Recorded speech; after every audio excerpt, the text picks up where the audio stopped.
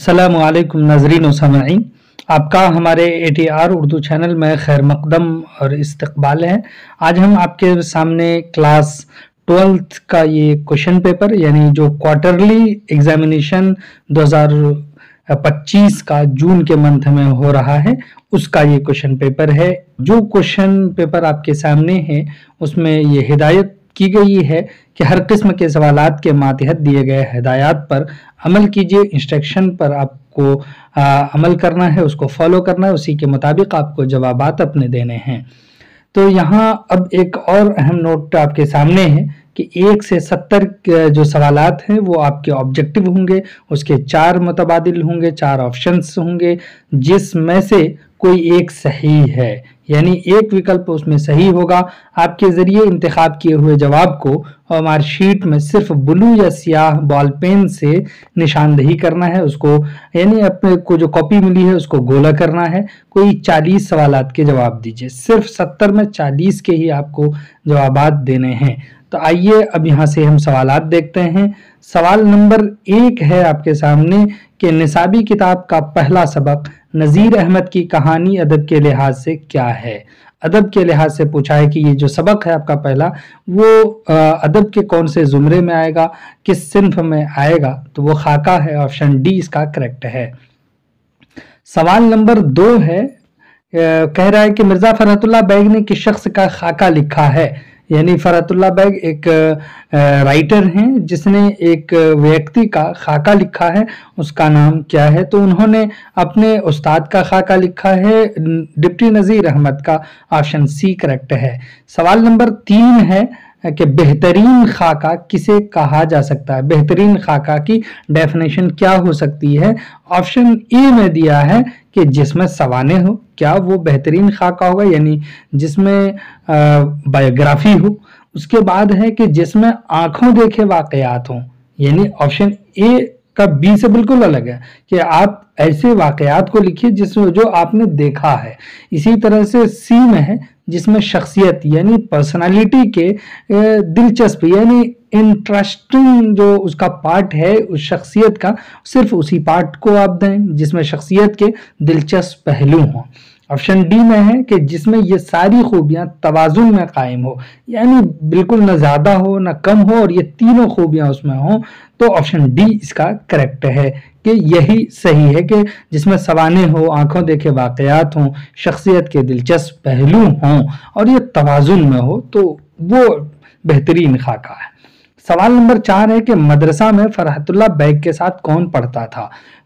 उसके साथ वहां पर मियां दानी पढ़ता था। ऑप्शन बी इसका करेक्ट है।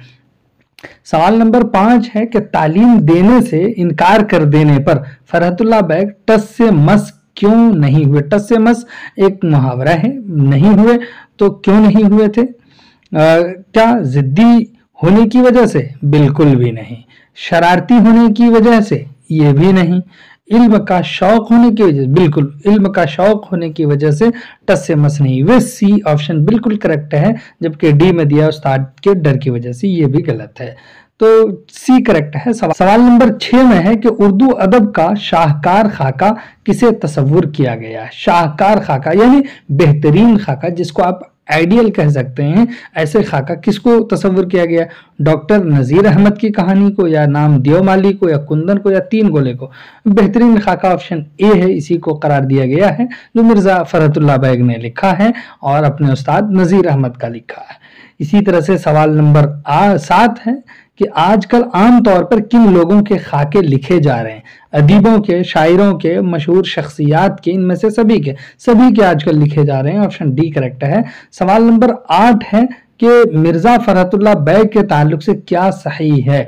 इनके बारे में कौन सी बात सही है कि मिर्जा साहब के मुताबिक वो सितंबर 1883 ईस्वी में पैदा हुए।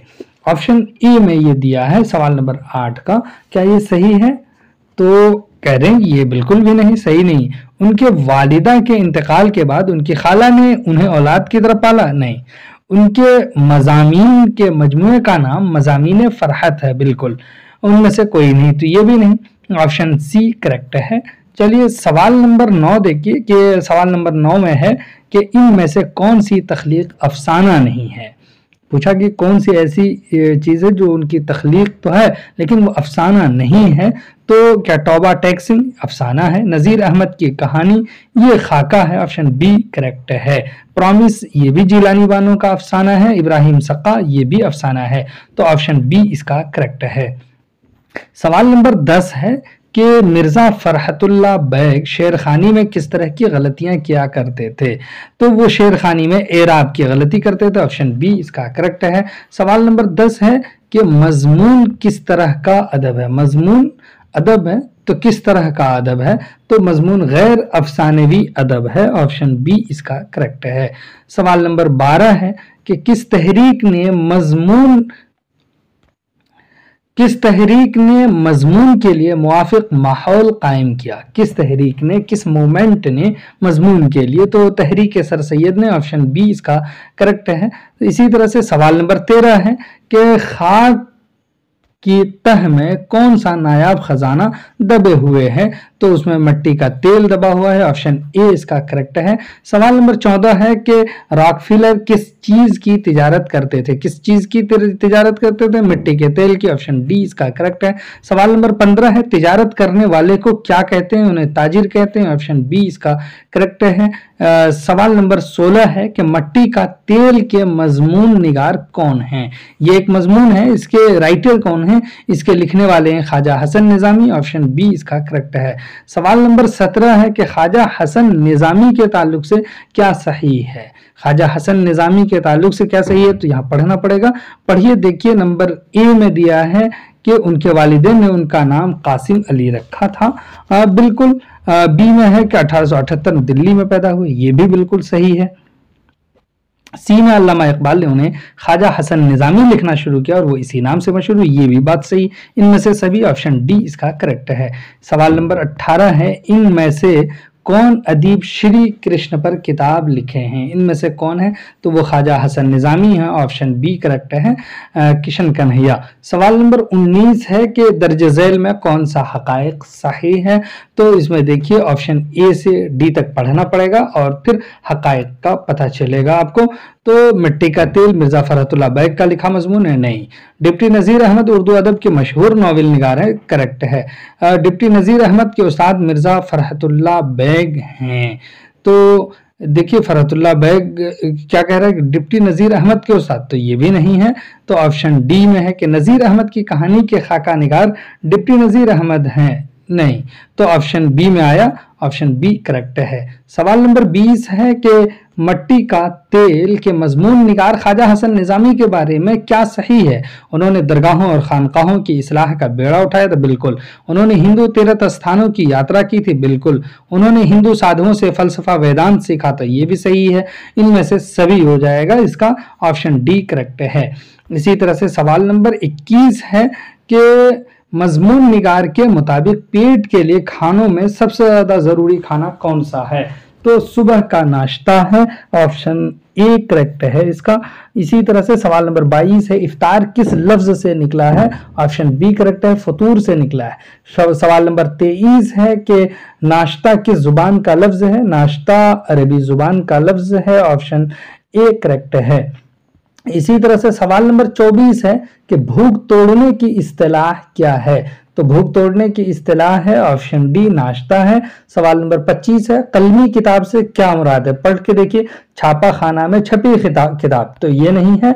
हाथ से लिखी हुई किताब, ये कलमी किताब है। कंप्यूटर, ये भी नहीं, इनमें से कोई नहीं, तो ऑप्शन बी इसका करेक्ट है। सवाल नंबर 26 में पूछ रहा है रिसाला अल पंच किस शहर से शाये हुआ करता था, ये पंच एक नाम है रिसाले का, यानी एक पम्फलेट है अलपंच के नाम से, मैगजीन जिसको कहते हैं आप, वो किस शहर से शाये होता था यानी पब्लिश होता था, वो शहर पटना से पब्लिश होता था, ऑप्शन ए करेक्ट है। सवाल नंबर 27 है कि सैयद सुलेमान नदवी अपने मजमून में लिखते हैं मैं 2 जुबानें जानता हूं, एक पूरब और एक पश्चिम की।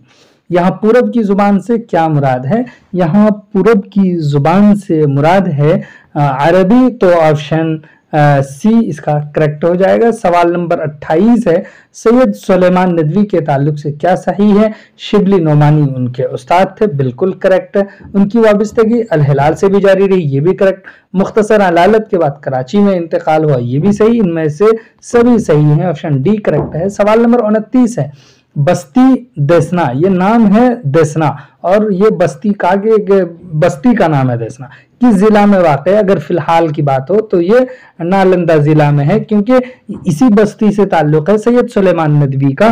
तो वो कहते हैं कि बिहार के पटना में पैदा हुए थे, जो बस्ती अभी नालंदा में है, तो ऑप्शन बी इसका करेक्ट है।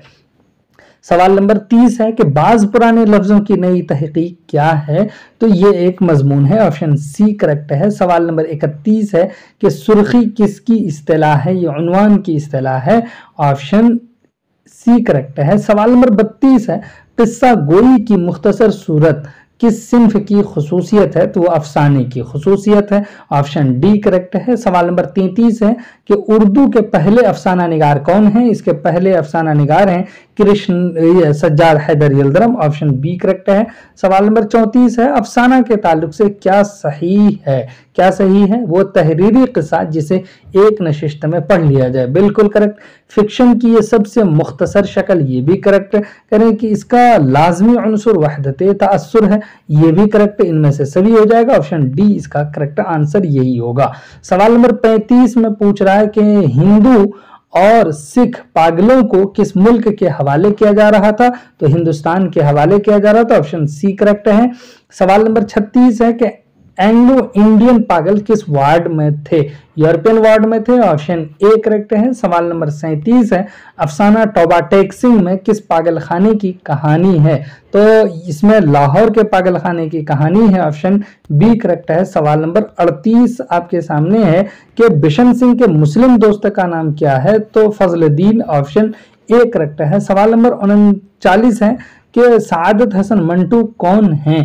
तो ये एक अफसाना निगार हैं, ऑप्शन बी करेक्ट है। सवाल नंबर 40 है कि तौबा टेक सिंह किन लोगों के तबादले की बात की जा रही है? ये अफसाना है, तो इसमें किसके तबादले की बात हो रही है? पागलों के तबादले की, ऑप्शन बी करेक्ट है। सवाल नंबर 41 है कि सिंफ नज्म के ताल्लुक से क्या सही है? तो ख्याल को सिलसिलेवार आगे बढ़ाना, बिल्कुल ख्याल के इर्तिका के बाद अंजाम तक पहुंचाना, ये भी करेक्ट है। एक मखसूस उन्वान तय करना, ये भी सही। इनमें से सभी हो जाएगा, ऑप्शन डी इसका करेक्ट हो जाएगा। सवाल नंबर 42 है कि उर्दू की पहली जदीद नज्म किसे करार दिया गया है? शब कदर को, ऑप्शन ए करेक्ट है। सवाल नंबर 43 है, आज़ाद नज्म की तरक्की किस तहरीक के ज़ेरे असर हुई? आज़ाद नज्म की तरक्की ये तहरीक है तरक्की पसंद, इसके ज़ेरे असर हुई है, ऑप्शन बी इसका करेक्ट है। इसी तरह से सवाल नंबर 44 है कि शायर ने नज्म गुफ्तगू किसके नाम मंसूब किया है? तो इन्होंने हिंदो पाक दोस्ती के नाम मंसूब किया, ऑप्शन सी करेक्ट है। सवाल नंबर 45 है कि नज्म गुफ्तगू किस किस्म की नज्म है? तो ये एक आज़ाद नज्म है, ऑप्शन बी करेक्ट है। इसी तरह से सवाल नंबर 46 है, गुफ्तगू बंद न हो के जरिए शायर ने किसके दरमियान बातचीत बंद न करने का पैगाम दिया है? इन्होंने हिंदो पाक के दरमियान की बात की है, ऑप्शन सी करेक्ट है। सवाल नंबर 47 है, आज़ाद नज्म की खुसूसियत क्या है? एक ख्याल या मौजू का इजहार करना, बिल्कुल। कई किस्म के उसूलों की पाबंदी से आज़ादी, ये भी सही। छोटे और बड़े मिसरे इस्तेमाल करने की आज़ादी, बिल्कुल। तो इनमें से सभी खुसूसियत आज़ाद नज्म की हैं, ऑप्शन डी ये करेक्ट आंसर है। सवाल नंबर 48 है, निसाब में शामिल शायर अली सरदार जाफरी के ताल्लुक से क्या सही है? वो बलरामपुर उत्तर प्रदेश में पैदा हुए, बिल्कुल। वो तरक्की पसंद तहरीक के सरगर्म शायर थे, बिल्कुल। आज़ाद नज्म की हैत में उन्होंने बेहतरीन शायरी का सरमाया छोड़ा, बिल्कुल। इनमें से डी है और ये डी वाला ऑप्शन करेक्ट है। सवाल नंबर 49 है कि निसाब में शामिल गुफ्तगू क्या है? तो ये एक नज्म है, ऑप्शन सी करेक्ट है। सवाल नंबर 50 है, नज्म मेरा सफर का शायर कौन है? अली सरदार जाफरी है, ऑप्शन सी करेक्ट है। सवाल नंबर 51 है कि शायर के मुताबिक मौत से कब्ल की कैफियत क्या है। तो देखिए, आंखों की रोशनी चली जाती है, जुबान से उसकी गोयाई छिन जाती है, खून की रफ्तार और दिल की धड़कन थम जाती है। ऑप्शन डी ये करेक्ट है। सवाल नंबर 52 है, नज्म मेरा सफर के ताल्लुक से क्या सही है। इस नज्म का पहला मिसरा फिर एक दिन ऐसा आएगा है, बिल्कुल ये है। इसके बाद बी में कि इस नज्म के शायर अली सरदार जाफरी हैं, बिल्कुल। इसमें शायर मौत के सफर की मानवियत को पेश करता है, बिल्कुल। इनमें से सभी हो जाएगा सही, ऑप्शन डी करेक्ट है।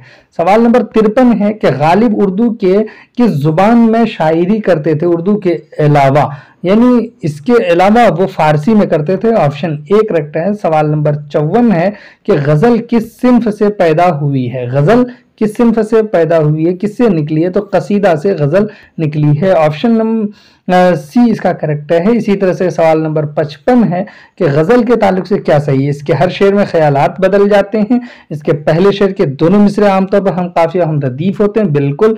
इसके आखिरी शेर में शायर अपना तखल्लुस इस्तेमाल करता है। ऑप्शन डी इसका भी करेक्ट हो जाएगा, क्योंकि सही सभी बातें ऊपर की सही हैं। सवाल नंबर 56 है कि दर्ज झैल में कौन सा हकायक गलत है। गलत पूछा है कि कौन सा गलत है इसमें। मिर्जा गालिब 27 दिसंबर 1797 को आगरा में पैदा हुए, ये सही है। गालिब के बचपन में ही उनके वालिद का इंतकाल हो गया था, ये सही है। वालिद के इंतकाल के बाद बड़े भाई नसरुल्लाह खां बैग ने गालिब की परवरिश की, ये तीनों बात तो सही है। ऑप्शन डी में है गालिब ने पहले असद तखल्लुस इख्तियार किया, तो ये भी सही है। लेकिन यहाँ पर पूछ लिया कि गलत कौन सा है, तो इसमें गलत कोई नहीं, ऑप्शन देने में ही गलती इन्होंने कर डाली है, तो ये सवाल तो रिजेक्ट हो जाएगा। सवाल नंबर 57 की तरफ आइए। लिखा दायम पड़ा हुआ तेरे दर पर नहीं हूं मैं। इस मिसरा में शायर किससे मुखातब है। शायर अपने दोस्त से मुखातब है कि तेरे दर पर नहीं पड़ा हुआ हूं हमेशा।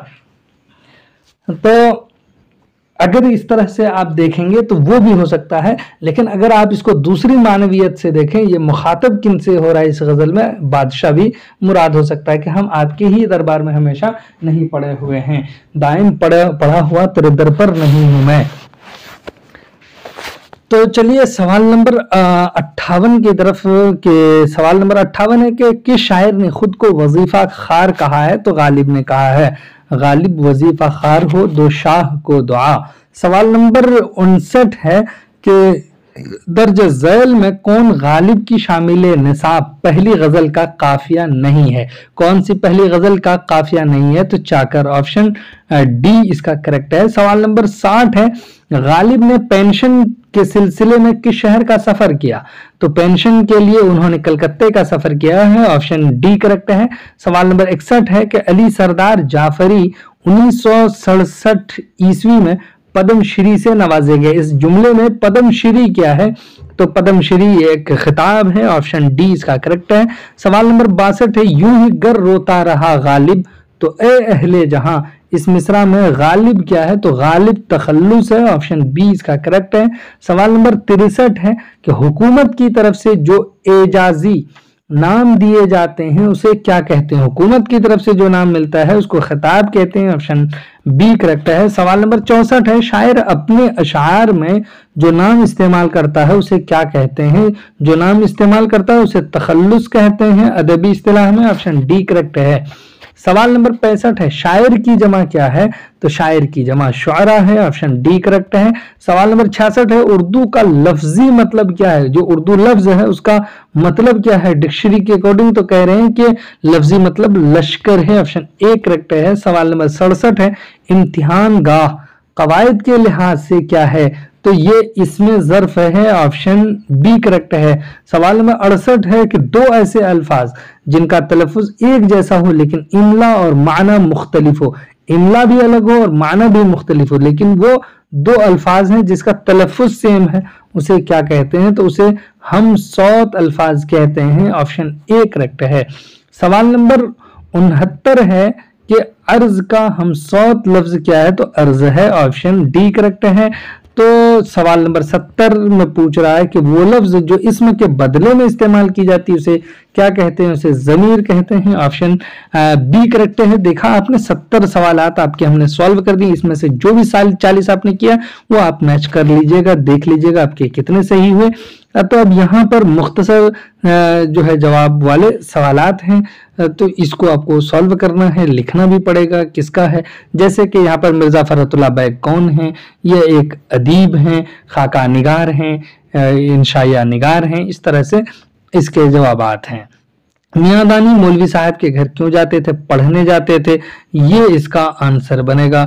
اسی طرح سے سوال نمبر 3 میں ہے کہ کسی شخصیت کی تحریری تصویر کشی کو کیا کہتے ہیں؟ تحریری تصویر کشی کو خاکہ کہتے ہیں. سوال نمبر 4 ہے مٹی کا تیل کیا ہے؟